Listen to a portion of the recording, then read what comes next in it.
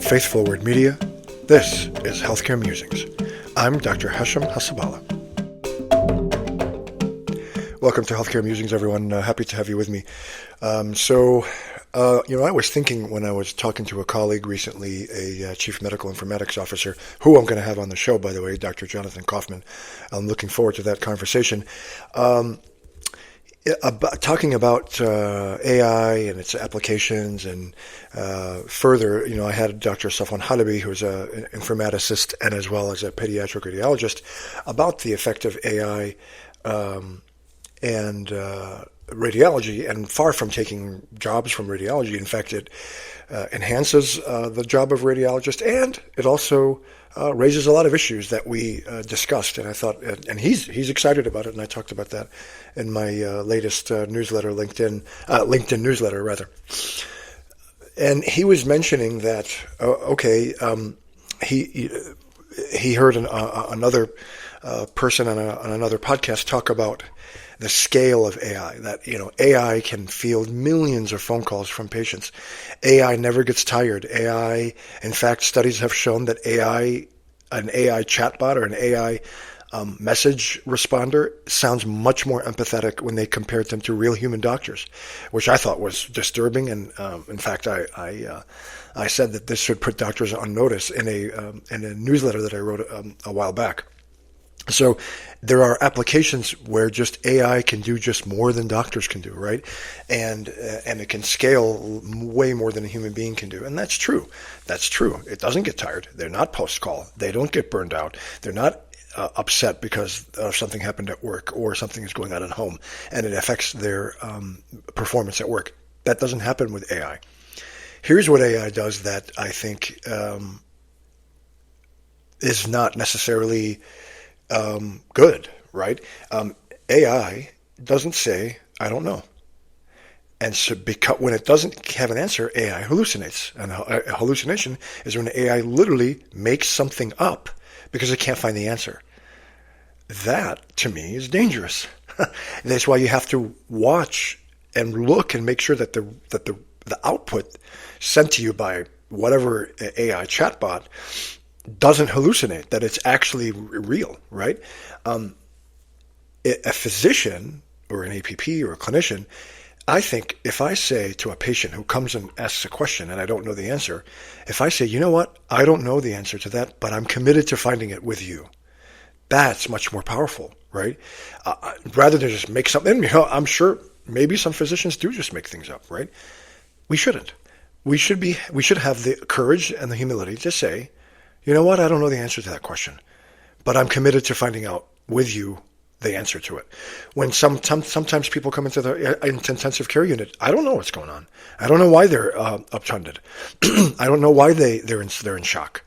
I don't know. And I think it's, if I say I don't know on every case, that's one thing. If I have typically an unusual case where I really I'm unclear of the etiology, I should have the humility to say, you know what, I don't know what's going on right now. And I'm committed to, and I tell the patient and their family, if the patient can speak, but I'm committed to work with you to find the answer. We're now investigating. And I say that all the time. We're in the investigation phase. We're getting diagnostic testing. We're doing the things to try to find out what's going on. But I'm not 100% sure what's happening. And I think that sort of humility makes us more powerful as clinicians, more relatable. We're human beings. We're not perfect. And AI is not perfect either. The difference is, I think a good physician will have the courage to say, I don't know. AI makes things up when it doesn't know, and that's problematic. The other thing that AI doesn't do, and I told Dr. Kaufman this in our conversation, AI can't hold your hand. When you're facing the death of your child, like I was, or when you're facing the death of your loved one, like our patients do in the ICU all the time, you know what? I am able to reach out and hold their hand. When I was burying my daughter, the most important thing that I'll never forget that my friend did, I know who he is, he reached out from behind me. He didn't say a word. He just held my hand. And I'll never forget that as long as I live.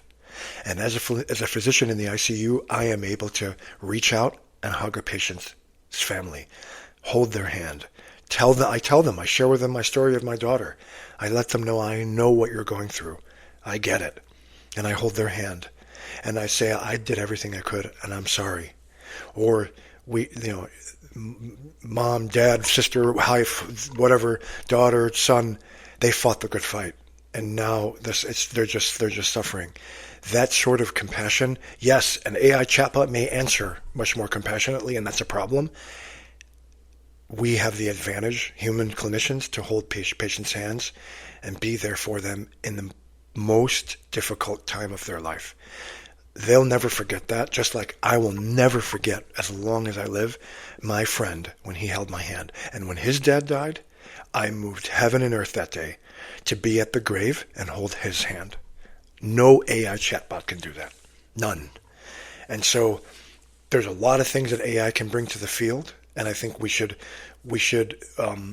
use those tools to make our lives easier. Like Doximity has an AI scribe. That is a game changer. It's amazing, right? And it's available to every clinician in the country. That's fantastic. There are things that we should embrace. We should always remember, however, we have the advantage of saying, I don't know, and I'm committed to finding the answer, whereas an AI chatbot may hallucinate. We can hold our patients and their families' hands through a difficult time where an AI chatbot could never do that. That's what gives us the advantage, and that's why I think we'll always be there, and which is great, because this is the only thing I ever wanted to do. Thanks so much, guys, for your time and attention, and until next time, this is Hashem Hasabala signing off on Healthcare Musings. Thank you for listening. Sign up at healthcaremusings.com to get every episode delivered directly to your email. And please don't forget to leave a 5-star review. Thank you so much.